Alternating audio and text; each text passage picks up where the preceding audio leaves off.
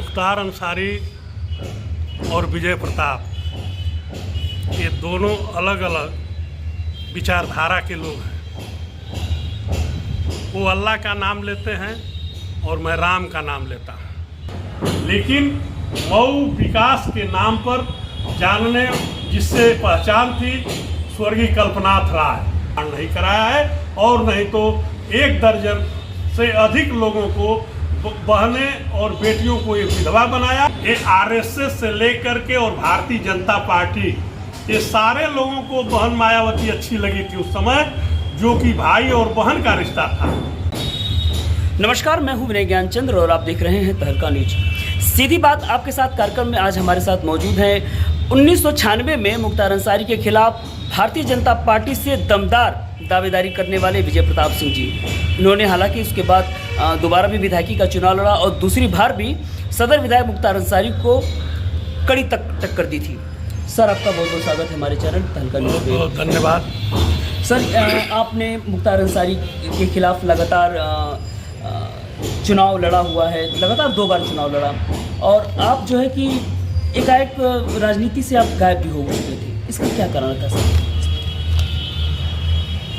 मुख्तार अंसारी और विजय प्रताप ये दोनों अलग अलग विचारधारा के लोग हैं। वो अल्लाह का नाम लेते हैं और मैं राम का नाम लेता हूँ।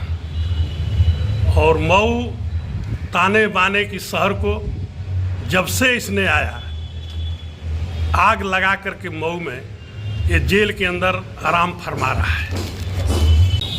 सर, मऊ की राजनीति के बारे में आप क्या सोचते हैं? 1996 में आप चुनाव लड़े, फिर उसके बाद बहुजन समाज पार्टी से चुनाव लड़े। क्या लगता है आपको कि मऊ की राजनीति कैसी चल रही है अभी? लगातार 5 सालों से मुख्तार अंसारी मऊ के विधायक बनते जा रहे हैं। वर्तमान में जो 25 बरस से मऊ की राजनीति है, मऊ में ऐसे लोग विधायक हुआ करते थे, जनता का प्रतिनिधित्व करते थे। यहाँ से हबीबुर रहमान नुमानी विधायक हुआ करते थे, कम्युनिस्ट पार्टी से अब्दुल बाकी साहब हुआ करते थे, जो संघर्षों में अपना जीवन व्यतीत किया।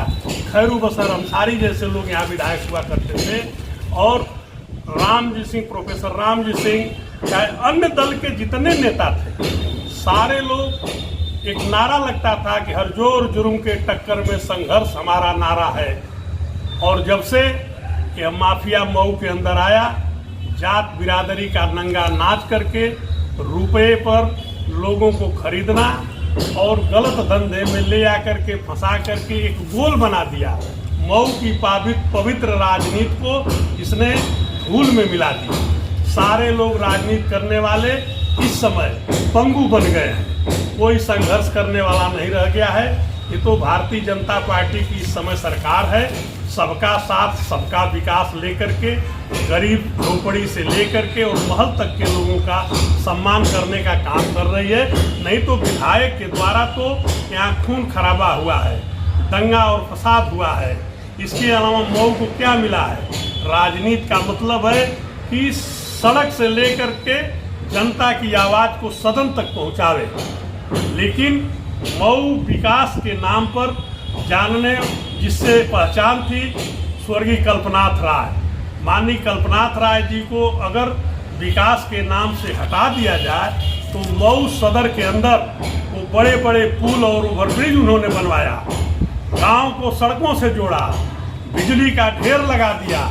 लेकिन ये मऊ का विधायक जब से बना है, ये जेल के अलावा कभी एक छोटी पुलिया का भी निर्माण नहीं कराया है, और नहीं तो 1 दर्जन से अधिक लोगों को बहनें और बेटियों को ये विधवा बनाया, और इसके साथ रहने वाले लोग भुगत रहे हैं। मैं चुनाव लड़ता था, एक शहर में कहता था कि बुरा काम का बुरा नतीजा, ना मानो तो कर देखो, और जिसने जिसने किया है यारो उसका घर देखो।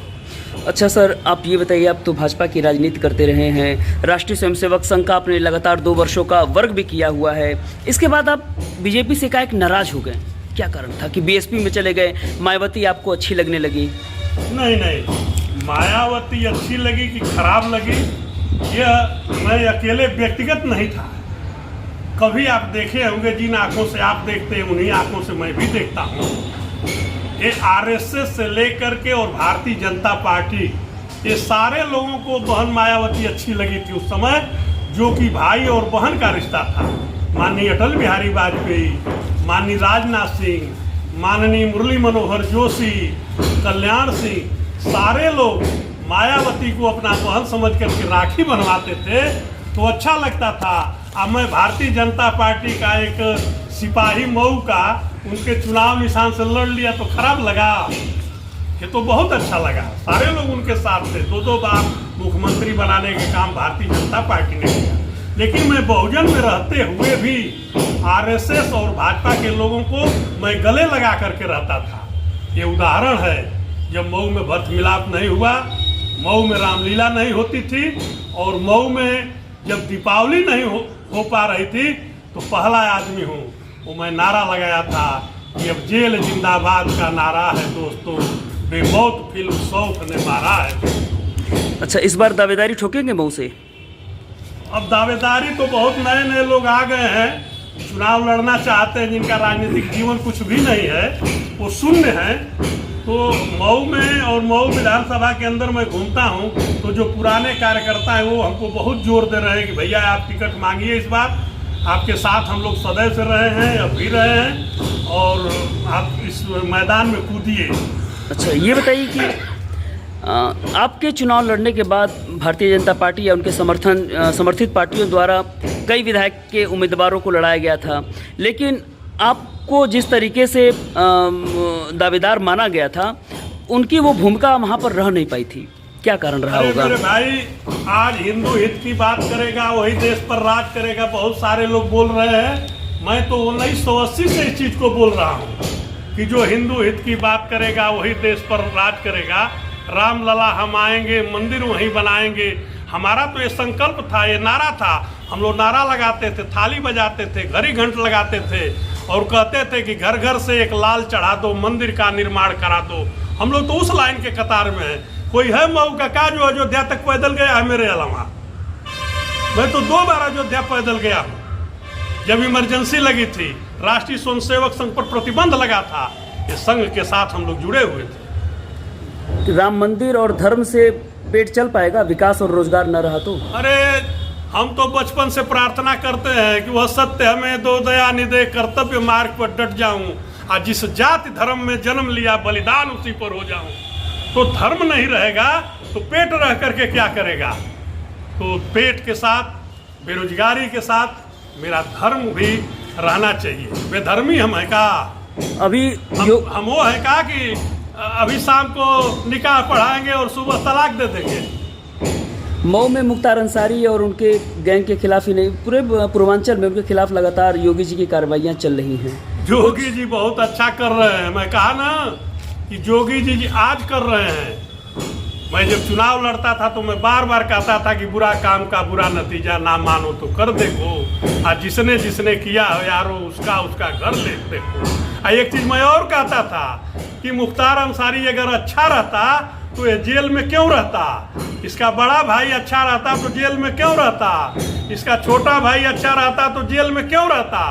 तो जो जेल में बंद रहता है वो अच्छा नहीं रहता है। हम लोग भी जेल में गए हैं। मैं तो 25 बार जेल में गया हूँ, राम आंदोलन में गया हूँ। आज राम राम की सारे लोग बात करते हैं, मैं तो उस दिन राम का नाम लेता था जब राम का नाम लेने पर लोग जेल जाते थे, टीका लगाने पर लोग जेल जाते थे। हम रोज टीका लगाते थे और रोज राम का नाम बोलते थे। पूरा प्रदेश जेल खाना हो गया था। हम लोग जेल जाते थे और छूटते थे, जेल जाते थे और छूटते थे। मऊ सदर विधानसभा से अगर आपको भाजपा जिम्मेदारी देती है तो आपके मुद्दे क्या होंगे? हमारा मुद्दा विकास होगा। हमारा मुद्दा विकास होगा। जो 25 वर्ष में नहीं होगा वो 5 वर्ष में होगा।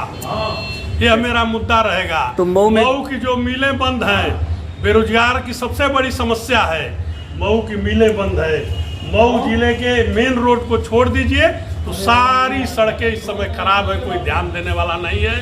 बेरोजगारी है, शिक्षा का बढ़ावा यहाँ देना है, बेरोजगारों को साथ लेकर के उनके रोजगार की समस्या को हल कराना है। आज हमारे प्रदेश में भारतीय जनता पार्टी और देश में भारतीय जनता पार्टी की सरकार है, बहुत बड़ा से बड़ा हमारे जैसा आदमी हो जाएगा तो 2-4 कारखाना की स्थापना करा करके मऊ की बेरोजगारी को दूर करने का काम करूंगा।